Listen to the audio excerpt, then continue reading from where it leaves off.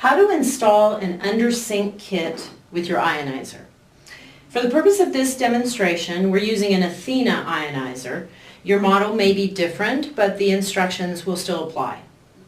The Undersink kit comes with the faucet with the hoses attached, the T-valve adapter or angle stop adapter, the top spout adapter, and the acidic outlet adapter. If your Undersink kit is for a Vesta, your top spout adapter and your acidic adapter may look different, like these. The first step is to install your faucet. You may be able to use an existing hole, like for a soap dispenser, or you may have to have a hole cut to accommodate the faucet at your sink.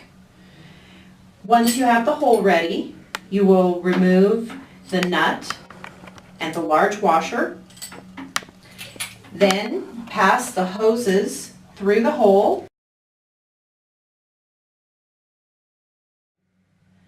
seat the faucet at the counter with the trim ring and gasket on the top. Then you'll reinstall the large washer and the nut onto the faucet. They'll be underneath the counter. You'll tighten this to secure the faucet.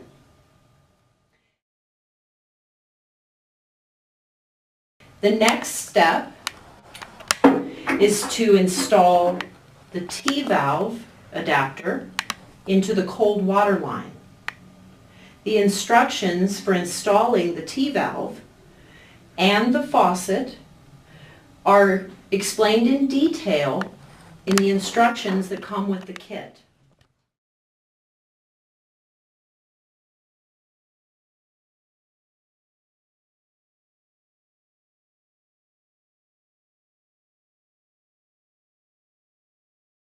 Once they're installed, the next step is to install the adapter fittings on the ionizer. The top spout adapter may need Teflon tape.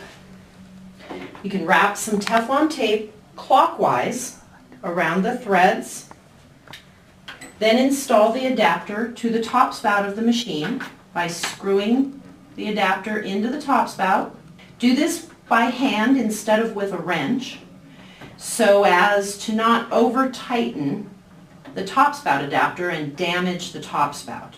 Once that's installed, you will need to install the acidic adapter.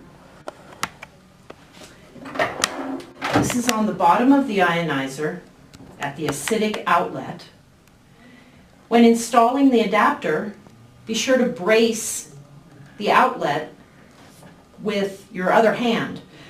It takes a little pressure to get the acidic adapter onto the outlet elbow. So while you press the adapter on there, be sure to brace the elbow with your other hand to prevent damage.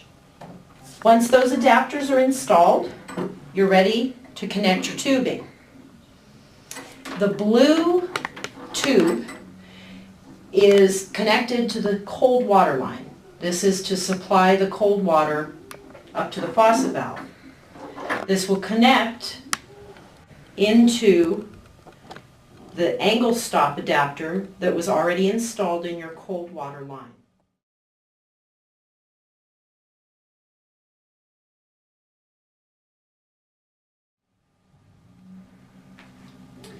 This valve will be off, in the off position, or should be in the off position like this, when you are doing the installation.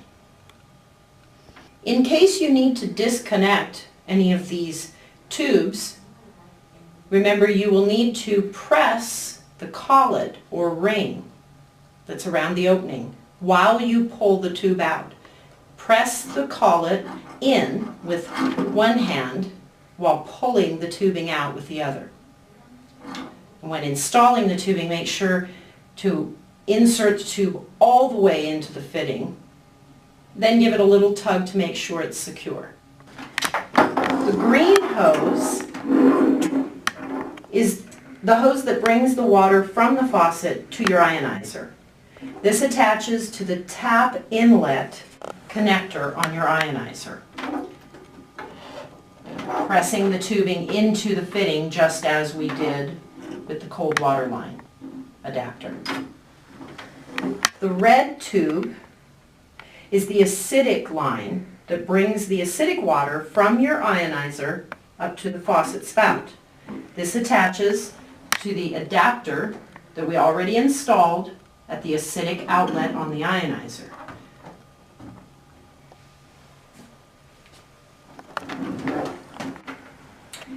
The clear tube is the alkaline tube that brings the alkaline water from your ionizer up to the spout on the faucet. This attaches to the top spout adapter that we already installed on the top spout of the ionizer. Press the tubing all the way into the fitting. Once all the tubes are connected, you will then make sure to turn on your ionizer using the power switch on the back of the ionizer.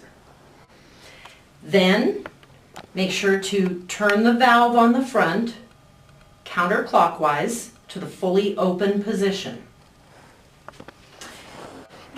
Next, you will want to open the valve at the cold water connection under the sink.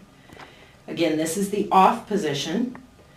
Turning the valve like this will open the valve, allowing water to flow up to the faucet.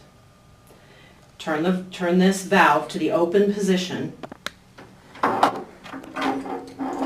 Now, turn on the valve at the faucet and give the water time to go through the tubing and the filters in the ionizer before it starts coming out the spouts on the faucet. If the filters in the ionizer are new, let the water run for 1 to 2 minutes until the water runs clear.